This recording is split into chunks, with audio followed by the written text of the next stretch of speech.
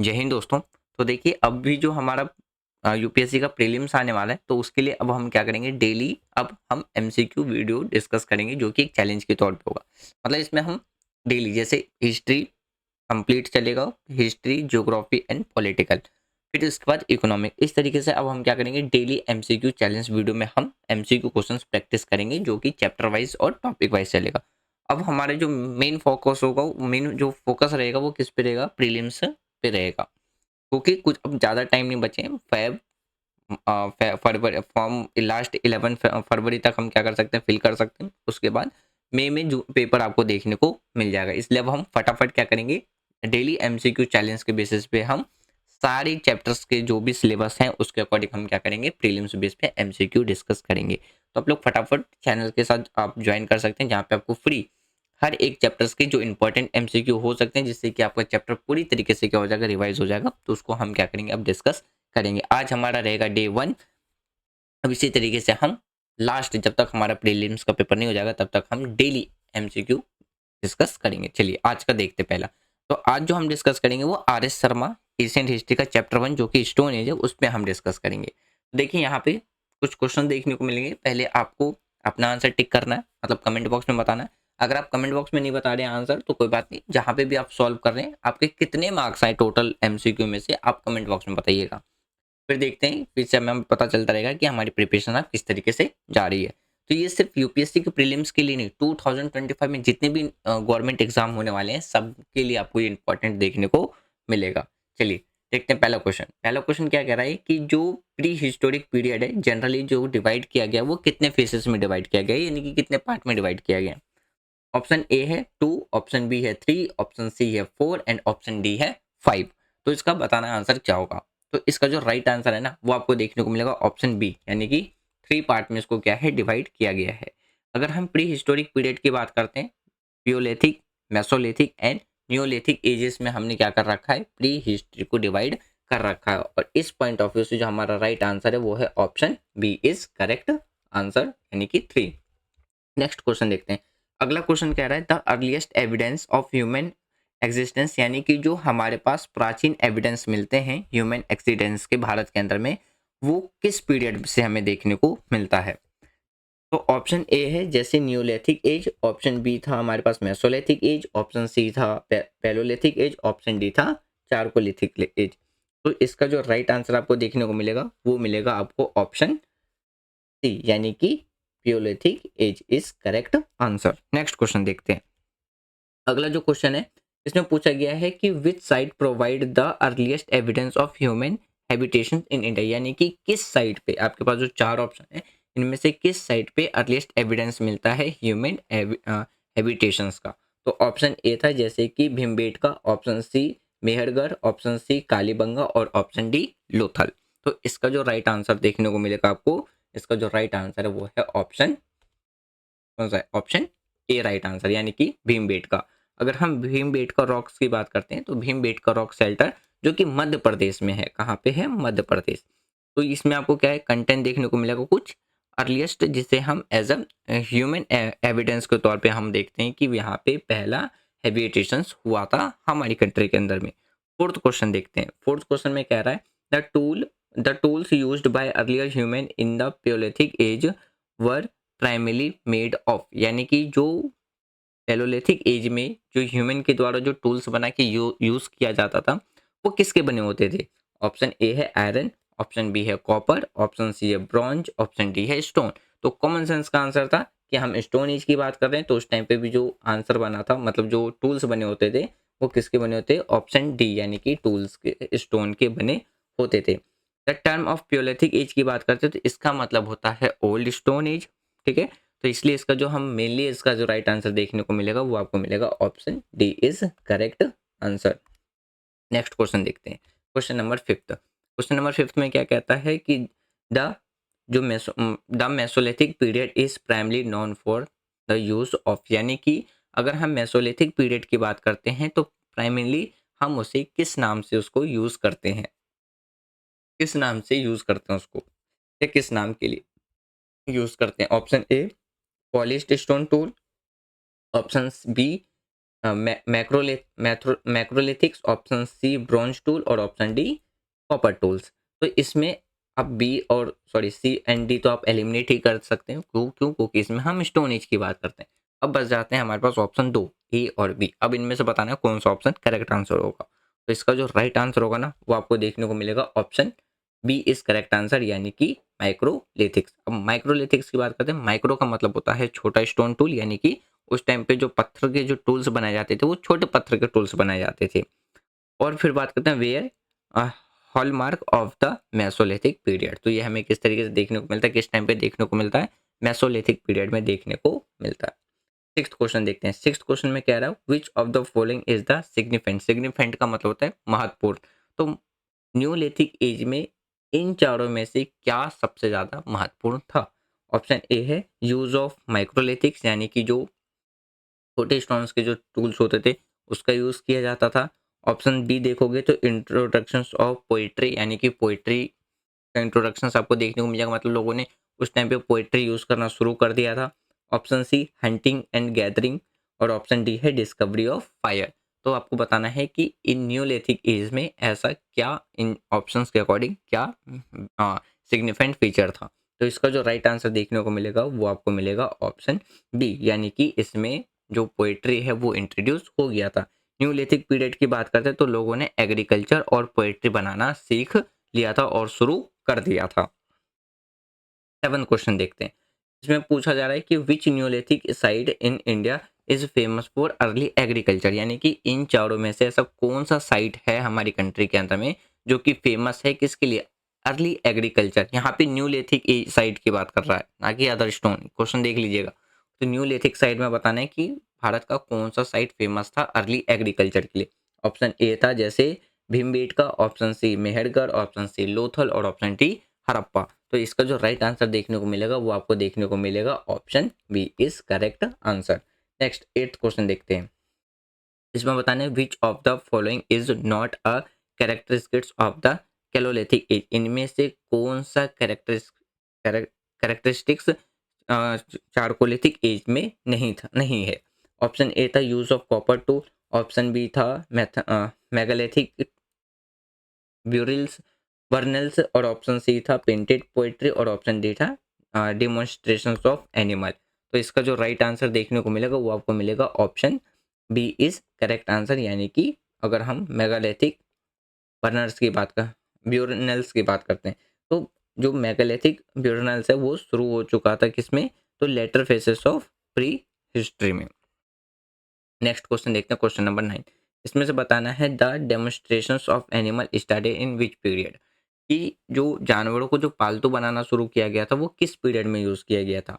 प्यूलेथिक as में या Mesolithic as में, न्यूलिथिक एज में या चारकोलिथिक एज में? तो इसका जो राइट आंसर देखने को मिलेगा वो आपको देखने को मिलेगा न्यूलिथिक एज में। न्यूलिथिक एज का मतलब है यहाँ पे न्यू का मतलब होता है नया, यानी कि नए पत्थर जो नए पाषाण युग था ना, तो उस टाइम पे आपको देखने को मिल जाएगा कि उस टाइम पे लोगों ने एनिमल्स को डोमेस्टिकेशंस करना शुरू कर दिया था। तो इसका जो राइट आंसर देखने को मिलेगा वो देखने को मिलेगा ऑप्शन सी, यानी कि न्यूलिथिक एज। Question number 10। तो इसमें बताना है कि which animal was first demonstrated bye early human. बहुत आसान क्वेश्चन है कि आदि मानव के द्वारा आदि मानव के द्वारा स्टोन एज में सबसे पहला पालतू बनाया जाने वाला जानवर कौन सा था? Option A cow, option B sheep, option C dog, option D horse. तो इसका जो राइट आंसर देखने को मिलेगा option C is correct answer, यानी कि डॉग। अगर हम डॉग की बात करते हैं तो डॉग पहला डेमोन्स्ट्रेटेड एनिमल्स था जो अर्ली ह्यूमन के टाइम पे इन्हें क्या है डोमेस्ट्रेटेड यानी कि पालतू बनाया गया था। किसके लिए? हंटिंग करने के लिए और प्रोटेक्शन के लिए। नेक्स्ट क्वेश्चन देखते हैं, क्वेश्चन नंबर 11। तो what was the primary occupation of palaeolithic humans, यानी कि अगर हम प्योलेथिक एज की बात करते हैं तो प्योलेथिक ह्यूमंस के द्वारा प्राइमरी ऑक्यूपेशंस क्या था? प्राइमरी ऑक्यूपेशंस का मतलब होता है, ऑक्यूपेशन मतलब ये होता है काम, प्राइमरी मतलब पहला। तो पहला काम, पहला उनका ऑक्यूपेशन, प्राइमरी ऑक्यूपेशन क्या था? Option A farming, option B metal working, option C hunting and gathering और ऑप्शन डी ट्रेड। तो इसका जो राइट आंसर मिलेगा वो मिलेगा आपको ऑप्शन सी, यानी कि हंटिंग एंड गैदरिंग। तो अगर हम प्योलेथिक ह्यूमंस की बात करें तो वो सर्वाइव करने के लिए क्या करते थे, जानवरों की हंटिंग करते थे, जानवरों को मारा करते थे और गैदरिंग क्या करते थे, वाइल्ड प्लांट को मतलब इकट्ठा किया करते थे। Question number 12, the term neolithic revolutions refers to, यानी कि अगर हम न्यूलिथिक रिवॉल्यूशंस की बात करते हैं तो वो किसके संदर्भ में? Option A invention of iron tool, option B use of metal, option C beginning of settled agriculture और option D expansion of trade. तो इसका जो राइट आंसर देखने को मिलेगा वो मिलेगा आपको ऑप्शन सी, यानी कि इस टाइम पे जो एग्रीकल्चर थी वो सेटल्ड एग्रीकल्चर स्टार्ट हो चुकी थी। तो अगर हम एक्सप्लेनेशंस की बात करें the transitions from hunting and gathering to agriculture is turn the neolithic revolution. Question number 13, इसमें पूछा गया है कि which of the following sites belong of the mesolithic period, यानी कि कौन सा साइट है जो कि बिलोंग करता है किससे, मेसोलिथिक पीरियड से। जैसे ऑप्शन ए था यानी आदमगढ़, ऑप्शन बी था हड़प्पा, ऑप्शन सी मोहनजोदारो और ऑप्शन डी था कालीबंगा। तो इसका जो राइट आंसर देखने को मिलेगा वो मिलेगा आपको ऑप्शन ए, यानी कि आदमगढ़। आदमगढ़ की बात करते हैं जो कि मध्य प्रदेश में है, जो कि ऐसा एविडेंस मिलता है हमें किसके किसके किसके साथ, मेसोलिथिक साइट के साथ, जो कि मेडकोलिथिक और रॉक पेंटिंग्स हमें वहाँ पे देखने को मिलता है। मतलब आप ये समझिए कि जो मेसोलिथिक साइट है वहाँ पे हमें माइक्रोलिथिक और रॉक पेंटिंग्स के एविडेंस वहाँ पे हमें मिले हैं। क्वेश्चन नंबर 14 देखते हैं। इसमें आपको बताना है कि the invention of wheel took place in which period, यानी कि जो पहिए का आविष्कार हुआ था वो किस स्टोन एज में हुआ था। ऑप्शन ए था पेलोलिथिक एज, ऑप्शन बी था मेसोलिथिक एज, ऑप्शन सी था न्यूलिथिक एज और ऑप्शन डी था चारकोलिथिक एज। तो इसका जो राइट आंसर देखने को मिलेगा वो आपको मिलेगा ऑप्शन सी, यानी कि न्यूलिथिक एज में ही क्या था, व्हील का इन्वेंशन हुआ था। तो जो कि एक रिवॉल्यूशन लेके आया था किसके लिए, ट्रांसपोर्टेशन में, और जो पोएट्री मेकिंग है उसमें एक रिवॉल्यूशन आया था। क्वेश्चन नंबर 15, इसमें बात करते हैं अर्लीस्ट जो एविडेंस मिला है किसका, पोएट्री का फॉन्ट किस पीरियड में। अभी हमने थोड़ी देर पहले डिस्कस करा, तो इसका जो राइट आंसर हो जाएगा वो हो जाएगा ऑप्शन सी, यानी कि न्यूलिथिक एज। फिर देखिए बात करते हैं कि question number 6, which type of poetry was common in the chalcolithic period, यानी कि किस टाइप की जो पोएट्री थी वो कॉमन थी चारकोलिथिक पीरियड में। Option A black and red ware, option B grey ware, option C painted grey ware और option D northern black polished ware. तो इसका जो राइट आंसर देखने को मिलेगा वो मिलेगा आपको option A, black and red wire में।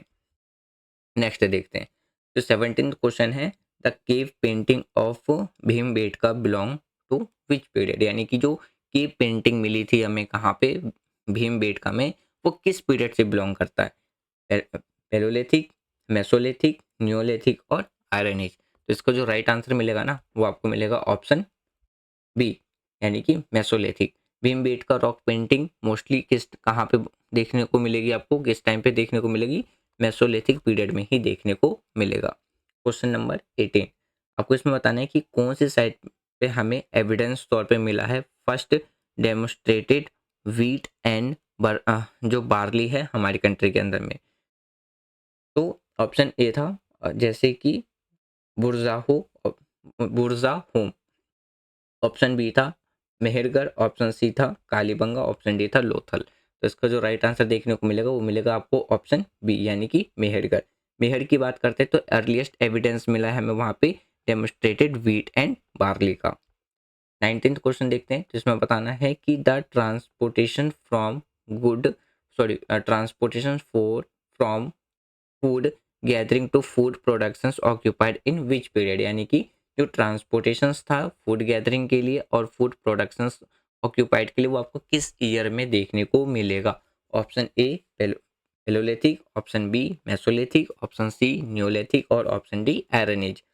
तो राइट आंसर आपको देखने को मिलेगा न्यूलिथिक, यानी कि न्यूलिथिक पीरियड में ही क्या है लोग के द्वारा क्या है वो फूड गैदरिंग करने के लिए एक जगह से दूसरी जगह शिफ्ट होते थे और फूड प्रोडक्शंस करते थे, यानी कि एग्रीकल्चर करते थे। Question number 20, what was the primary lifestyle of people in the palaeolithic period, यानी कि प्यूरोलिथिक पीरियड के टाइम की बात करें तो वहाँ पे जो लोग थे उनका प्राइमरी लाइफस्टाइल कैसा था? Option A sedentary, option B semi nomadic, option C nomadic और ऑप्शन डी है अर्बनाइज्ड। तो इसका जो राइट आंसर देखने को मिलेगा ना, वो आपको मिलेगा option C is correct answer, यानी कि नोमैडिक। पियोलिथिक ह्यूमन की बात करते हैं तो वहाँ पे जो प्राइमरली लोगों का जो लाइफ स्टाइल था वो कैसा था? नोमैडिक था, और वो फूड के लिए एक जगह से दूसरी जगह वो क्या करते रहते थे? मूव करते रहते थे। 21 क्वेश्चन देखते हैं, which neolithic site is located in Kashmir? इन चारों में से कौन सा साइट न्यूलिथिक साइट है जो कि कश्मीर के अंदर में क्या है? लोकेटेड है। तो इसका जो राइट आंसर देखने को मिलेगा ना, मतलब आप पहले ऑप्शन देख लीजिए। ऑप्शन ए था मेहरगढ़, ऑप्शन बी था बुरजाहो, ऑप्शन सी था आदमगढ़ और ऑप्शन डी था चिरंद। तो इसका जो राइट आंसर देखने को मिलेगा वो आपको मिलेगा ऑप्शन बी, यानी कि बुर्ज बुरजाहो माहो मुरजाहो। तो जैसे बुर्जा होम की बात करते हैं, वो न्यूलिथिक साइट है जो कि कहाँ लोकेटेड है? कश्मीर के अंदर में लोकेटेड है।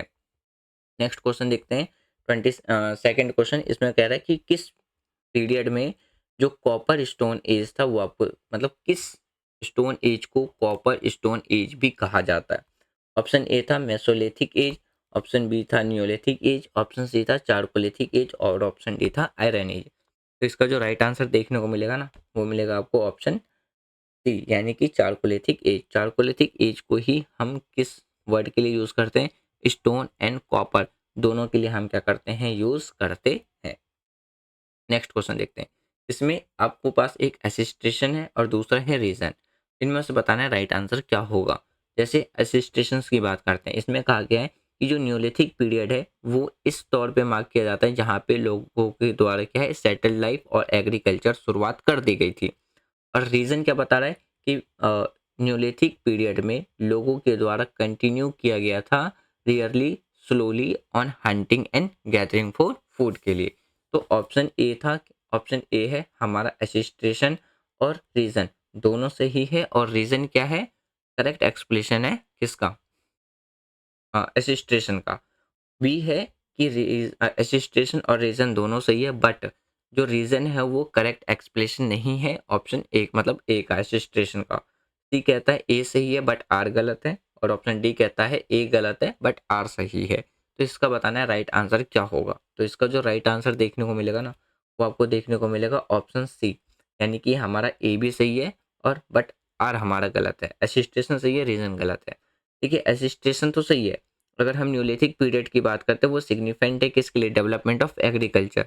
बट रिड्यूस डिपेंडेंसी, यानी कि जो उसके हंटिंग के ऊपर की बात करते हैं, वो क्या था? उसकी जो डिपेंडेंसी थी वो क्या हो चुकी थी? कम हो चुकी थी, रिड्यूस हो चुकी थी। इसीलिए हमारा आर सही है, जबकि हमारा एसिस्टेशन सही है। उसके बाद हम 24th क्वेश्चन देखते हैं, ये भी हमारा एसिस्टेशन एंड रीजन के लिए है। तो इसमें देखिए क्या क्या कहा गया है एसिस्टेशन में, कि जो मेसोलिथिक पीरियड है उसका यूज़ हम और किसके लिए यूज़ करते हैं? मैक्रोलिथिक टर्म, मतलब एज अ माइक्रोलिथिक तौर पे भी हम क्या करते हैं? यूज़ करते हैं। रीज़न क्या है? जो माइक्रोलिथिक है वो लार्ज स्टोन टूल है जिसका यूज़ किसके लिए किया जाता था? Heavy duty cutting and hunting के लिए किया जाता था। मतलब भारी लकड़ी सब पेड़ पौधों को काटने के लिए और शिकार करने के लिए किया जाता था। ऑप्शन ए वही है कि हमारा ए सही है, मतलब ए और आर दोनों सही है और आर करेक्ट एक्सप्लेनेशन है किसका? ए का। ऑप्शन बी कहता है ए और आर दोनों सही है बट आर करेक्ट एक्सप्लेनेशन नहीं है ए का।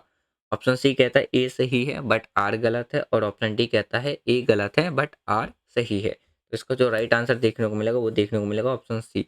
इसमें भी क्या है? ए सही है बट आर गलत है। क्यों? क्योंकि देखिए मैक्रोलिथिक की बात करते हैं तो इसका मतलब होता है छोटा, और वहाँ पे जो टूल्स बनाए जाते थे वो छोटे पत्थर के बनाए जाते थे और काफ़ी शार्प टूल बनाए जाते थे।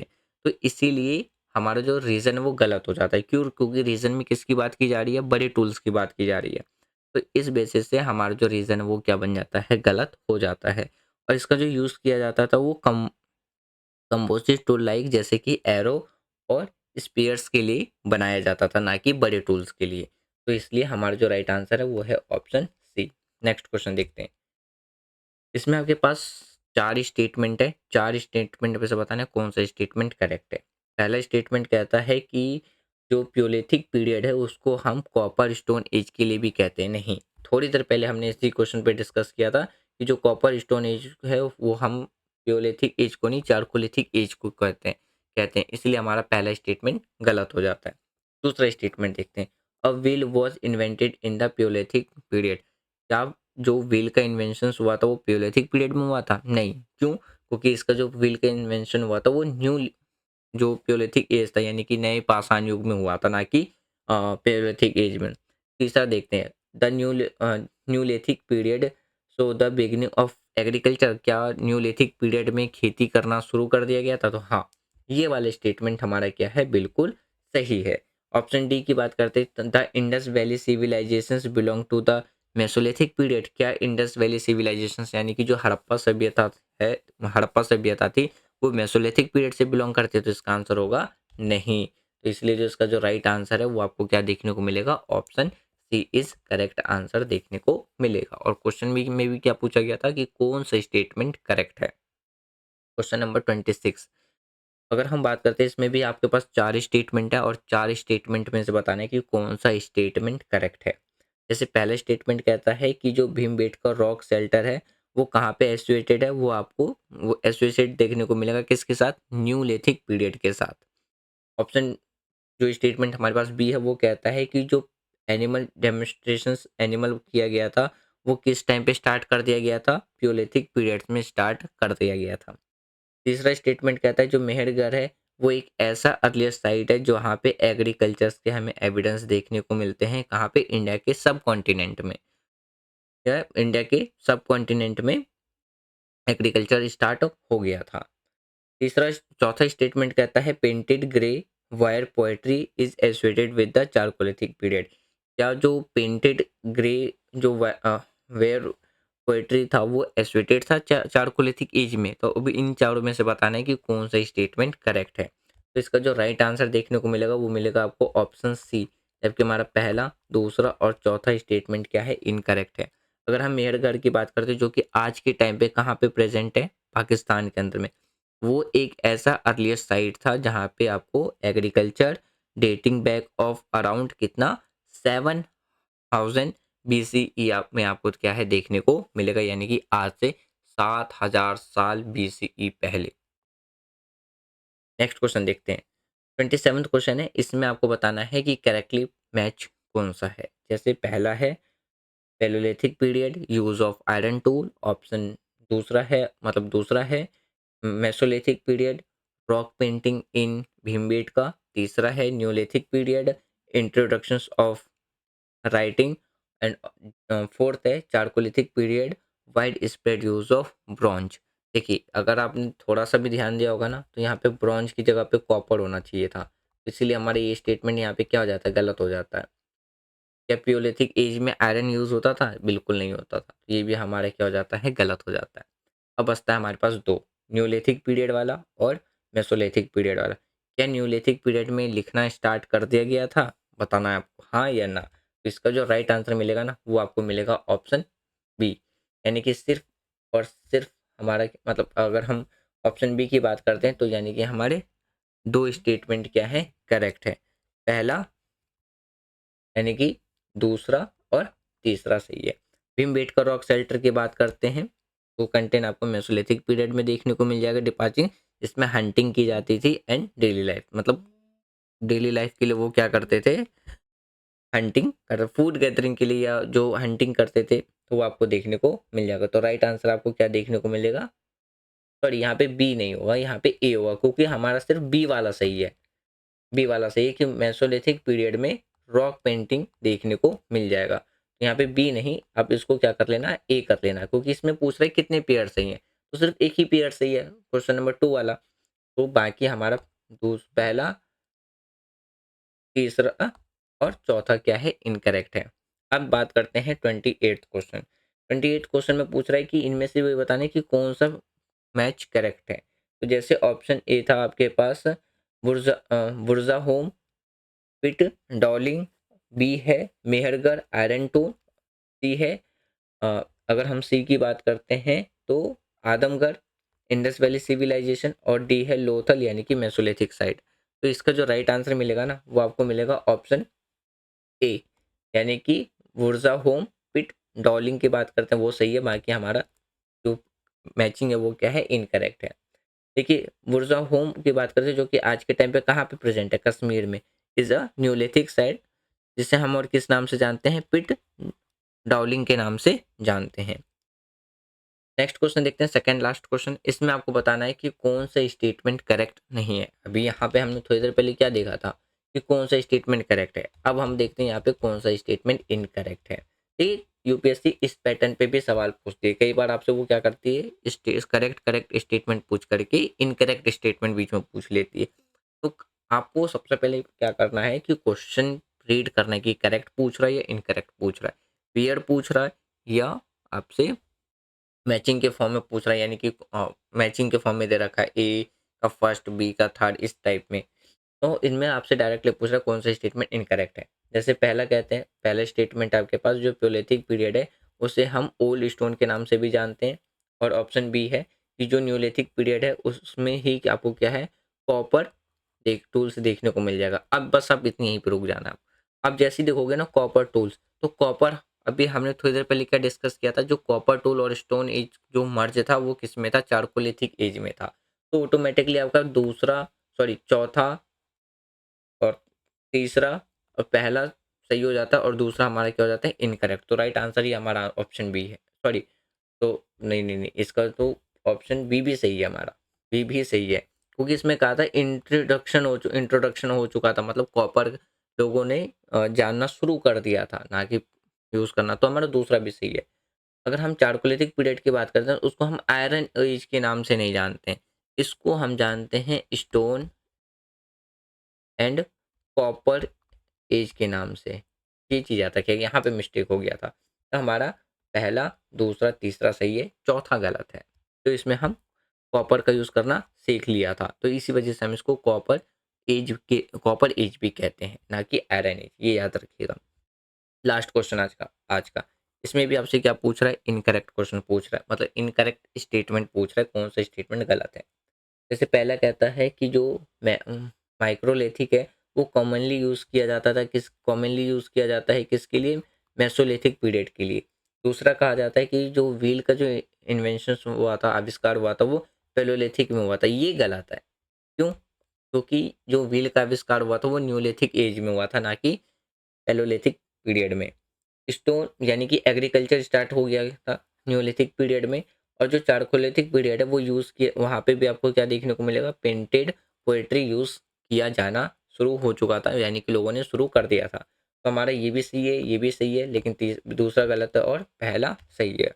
राइट आंसर आपको देखने को मिलेगा ऑप्शन बी, यानी कि जो प्योलिथिक पीरियड है वो गलत है, उसमें व्हील का इन्वेंशन नहीं हुआ था। व्हील का इन्वेंशन हुआ था न्यूलिथिक पीरियड्स में। होप सो फ्रेंड की जो हमारा जो ये टॉपिक था ना, एशियंट हिस्ट्री का पहला चैप्टर स्टोन एज, इस एमसीक्यू क्वेश्चंस की वजह से आपको ये टोटली एक बार क्या हो गया होगा, चैप्टर पूरी तरीके से रिकॉल हो गया होगा। यदि आपको ये सीरीज पसंद आ रही है तो आप वीडियो को लाइक कर सकते हैं, कमेंट में अपने पॉइंट्स बता सकते हैं कि आपको 30 आउट ऑफ कितने पॉइंट्स आपको मिले। इससे आपको ये भी पता चलता रहेगा कि आपका रिवीजन सही चल रहा है या नहीं। अब हमारा क्योंकि मेन फोकस अभी किस पे चल रहा है, प्रीलिम्स पे, तो जो भी टाइम बच गए हमारे पास, यानी कि अगर हम आज से काउंट करें, यानी कि 7 फ़ेब से काउंट करते हैं, हम पूरा अप्रैल की बात करते हैं, तो हार्डली हमारे पास 45 डेज़ तक रह गए। तो हमें इन 45 डेज़ में हर एक चैप्टर के एमसीक्यू क्वेश्चंस को प्रैक्टिस कर लेना है, यही अब हमारा चैलेंज है। अगर आपको ये न्यू सीरीज़ पसंद आ रही है तो आप अपना फीडबैक दे करके वीडियो पे सजेस्ट कर स मतलब फीडबैक दे करके आप अपना बता सकते हैं कि वीडियो कैसी लगी। अगर आपको कोई और चेंजेस चाहिए, इम्प्रूवमेंट चाहिए, आप उसमें भी सजेशंस दे सकते हैं। वीडियो पसंद आ रही है तो वीडियो को लाइक कर सकते हैं, ज़्यादा से ज़्यादा शेयर कर सकते हैं, चैनल को सब्सक्राइब कर सकते हैं। ये सारे फ्री ऑफ कॉस्ट हैं, इसके लिए आपको कोई भी चार्जेस नहीं देने पड़ेंगे, और आप टेलीग्राम चैनल भी ज्वाइन कर सकते हैं, वहाँ से आपको पीडीएफ भी मिलता रहेगा time to time. Thanks for watching friend, take care, जय हिंद।